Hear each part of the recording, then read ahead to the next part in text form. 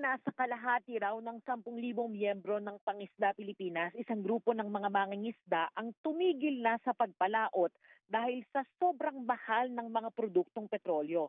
Ayon kay Pablo Rosales, ang tagapangulo ng Pangisda, humigit kumulang 5,000 miyembro nila sa buong bansa ang naghahanap na lang ng ibang pagkakakitaan dahil sa mahal na diesel at gasolina. Ang isang container halimbawa ng gasolina na dati ay 250 pesos lang, ngayon umaabot na ng 500 to 600 pesos. Ang mga nagsusubok pa rin mangisda, wala na raw na iuuwing kita dahil kakaunti rin ang nahuhuli.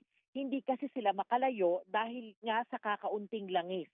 Kaya yung mga mangingisda na nakausap namin sa Cavite City, kung hindi nangangalakal o nagbobote, nagtatricycle at construction na muna. Sabi pa ng iba, ibinibenta na raw nila ang kanilang mga bangka kaysa sa tuluyang masira at matuyo ang mga ito.